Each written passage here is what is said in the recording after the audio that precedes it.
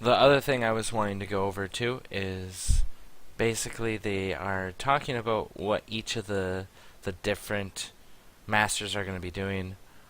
They're also going to make it so masters, as they level up, you'll get larger hideouts.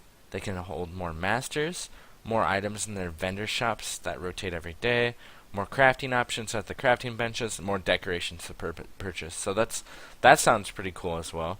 There's going to be daily missions at these different masters, and Katarina had the reanimating corpses. It sounds like each of these masters are actually going to have different things.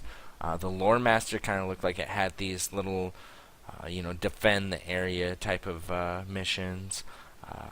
I didn't really look into the other missions too much, but I mean, if you look through those videos, a lot of those videos will give you an idea of what each master is sort of about. Um, so it's one thing to definitely take a look at. They're also basically kind of like making these hideouts sort of almost like a hangout. So like if you want your friends to come over and look at your stuff, they can.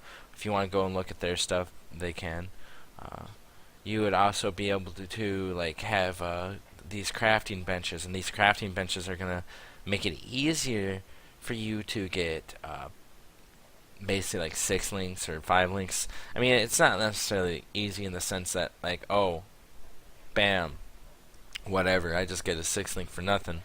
No, it's gonna be more of like, if you're that type of person that usually is super unlucky and like every time you try to go for something and it just doesn't want to go type of deal, well, you're gonna be able to just save up however many fusings you want up until you get to a point where you can, like 150. There's a screenshot where there was 150 for a 5 link and then 1,500 for a 6 link, and I'm guessing the item has to at least have those sockets first too, from what I've seen. You don't just automatically get an item at a 6 link. You have to at least have the item at 6 sockets first and then 6 link. So I mean, there is that.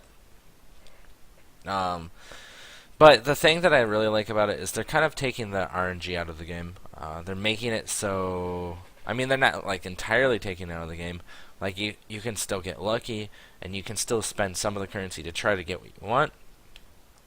But if you're super determined and you don't want to depend on luck, you can just save up for whatever you want and just make the item that you need. And it's hard to say exactly how the crafting is going to work for mods, but for linking, it looks like it's going to be nice. So it should be pretty cool. And yeah. And not only that, they are also making it so those guys, they have vendor stuff. So level 1, they'll have a few unidentified magic items. 2, 1 unidentified rare item. 3, some gems, so like if you're just needing some gems, this guy might actually have them. 4, 1 magic item with a powerful mod. From what it sounded like, the powerful mod said it was going to be something cool, so I'm kind of curious what they mean by that. 5, 1 identified rare item. Oh yeah, and the magic item with a powerful mod, that could be really good for crafting, so like if you wanted to buy that item and then aug it if it doesn't have 2 properties, try to get that second good property, and then from there regal it. So it's going to give you an item that's probably going to be really maybe good to regal, maybe. I mean, it depends, because it's hard to say because it depends on the item level. So level 5, a stack of currency at a better exchange rate than the current vendors. That could be really good. I mean, it depends on how it works, and like it depends on how many you can buy at a time and whatnot. But that could be interesting. Level 7, level 60 plus base item. I don't know really how I feel about that. I don't know why you have to be level 7 for that. Yeah, I don't know. That one's just kind of whatever to me. Level 8, a chance of getting a unique item. And it sounds like the amount you pay for that unique item is actually going to be kind of close to the same no matter what the unique is. So, it says generally a common one, but once in a while you'll get a rare item. So that could be really cool. Like they even just said here, like for example, you wouldn't want to pay 5 chaos orbs for Redbeak, but that'd be a great deal for Dream Fragments. Kind of interesting. Kind of interesting.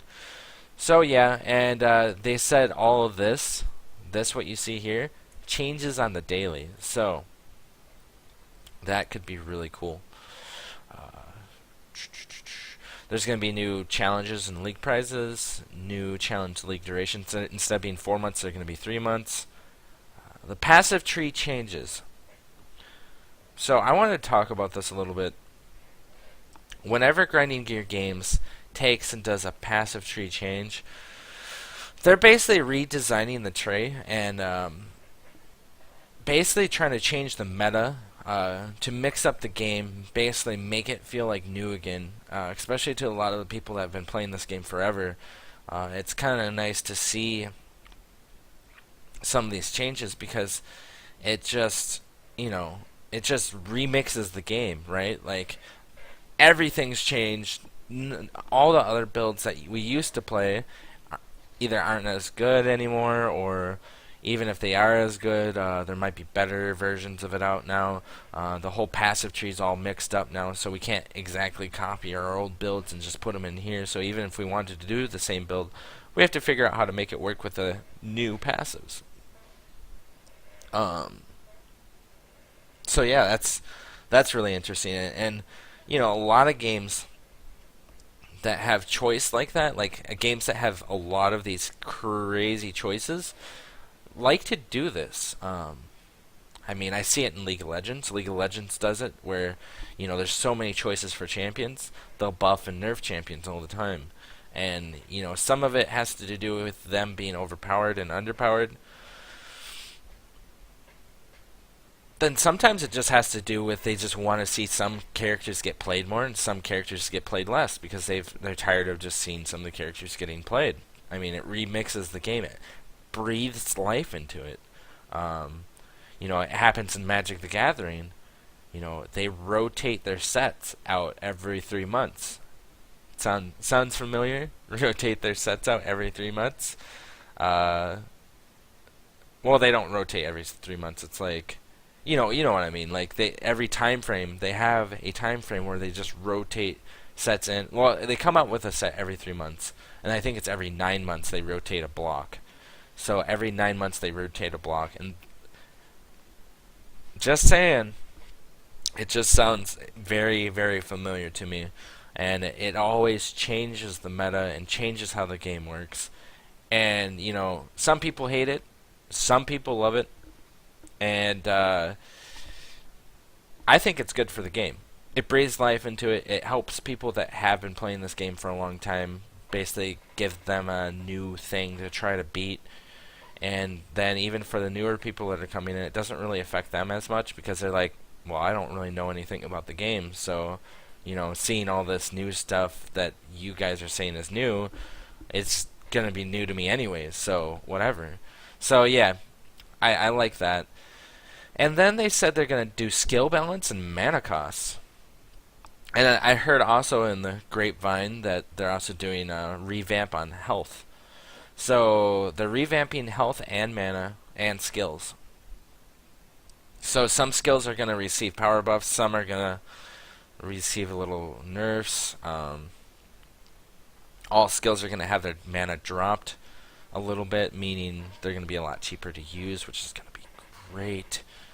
Because some of those skills literally are almost impossible to use unless you do specific things, and I don't know about you. I'm just tired of Path of Soul Taker, freaking Eldritch Battery, little bit of Mana Leech on some stuff. Trying to stack as much mana regen as you can. I mean, I'm fine. I'm completely fine with playing like that. But I also kind of like it being remixed a little bit and having a fresh take on it. Also, from what I heard, health is going to be less, like, you're not going to have to spec for it as much. because from what I hear, they're going to give you just more health per level, and but I mean that might just mean people might spec for more health. So yeah, I guess we'll see. We'll see what happens. But yeah, I'm excited to see what this Beyond League is going to be. I'm excited to see what they do with everything in the game. I'm excited to see these new weapons and how they look.